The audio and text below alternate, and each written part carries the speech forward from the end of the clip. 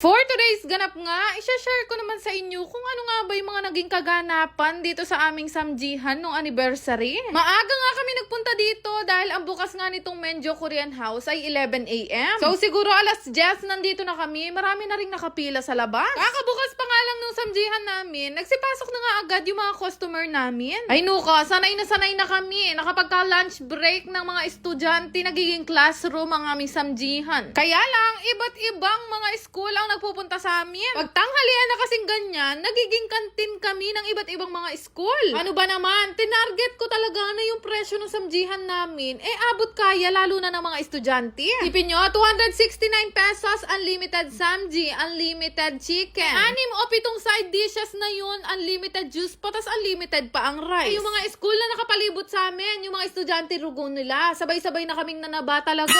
Sakto-sakto, napakainit ng panahon ngayon dito sa Pilipinas, lalo naman sa Pampanga. Bumabasok ang buong Pampanga. Buti na lang itong samjihan namin, naka-aircon. Kaya naman kahit gat panapon at kahit tanghali pa yan, pwedeng-pwede kayo mag-samji, hindi kayo papawisan. Balik tayo sa ganap ng aming anniversary. Hindi na nga kami tumanggap ng mga reservation, gawa nga ng karaming nagpunta talaga. Pero ngayon at sa mga susunod na araw, open for reservation na ulit kami. Nakakatuwa nga na ang dami ding nag-celebrate na mga anniversary, birthday, kahit binyag meron din, pari na lang ang kulang.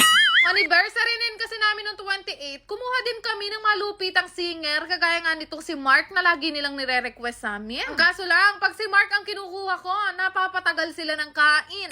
Okay lang din, dahil kapag magaling ang singer nyo, makakalimutan na nilang mag-refill, naksyutan.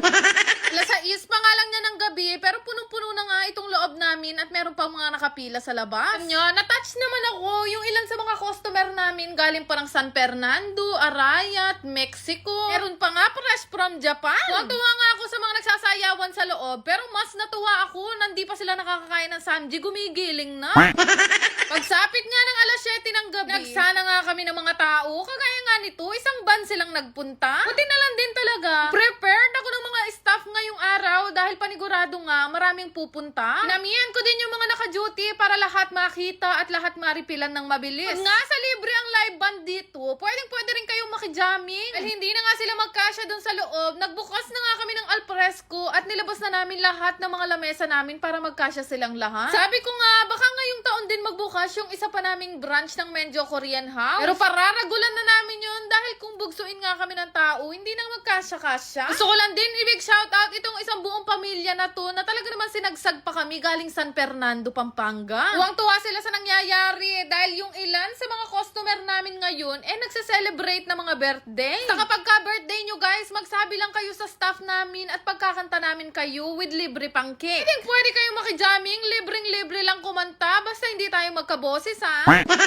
Ito na nga ba ang sinasabi ko? Itong samjihan namin kasi ay kaya nga mag-cater ng 80 packs. Kaya lang nagsabay-sabay at meron pang mga nakapila. Buti na lang talaga, marunong daw silang maghintay. Sabi no, kabilis ng panahon, parang kailan lang, kakabukas lang tong samjihan namin, tas ngayon 1 taon na agad ang nakalipas. Sabi sobrang dami na rin nag-celebrate ng birthday dito.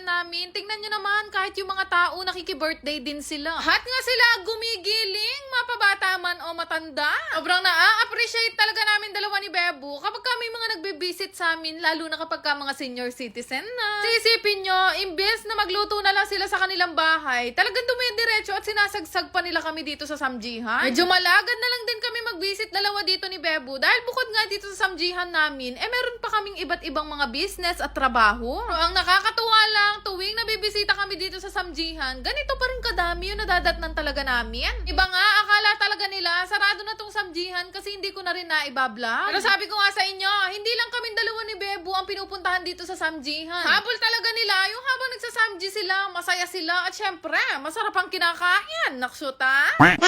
Tingnan nyo naman ang mga mothers, paglabas ng pinto, gumigiling pa. Sabi ko nga sa inyo mahal na mahal ko ang mga okasan o mga nanay. Kaya kapag ka nabibisita ako dito at nakakakita ako ng mga nanay, tuwang-tuwa talaga ako. Don't take my heart, don't take it.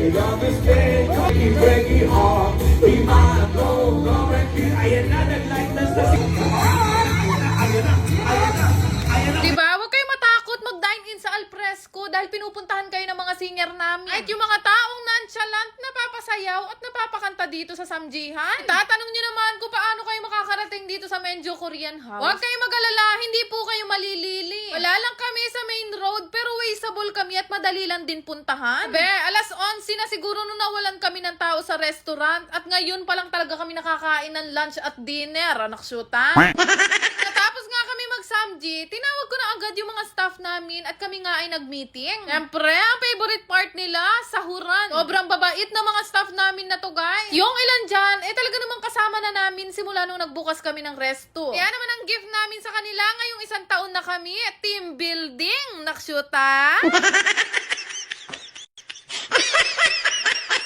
Yan lang naman. Salamat! Meron ako nilalaro na ang pangalan nga ay Diamond Game. Sa kahit hindi pa kayo naglalaro, basta mag-register kayo, may ayuda kayo sa akin. Sobrang daling maglaro dito at ganyan talaga kalaki yung inaabot. Kaya naman yung link andyan sa my comment section.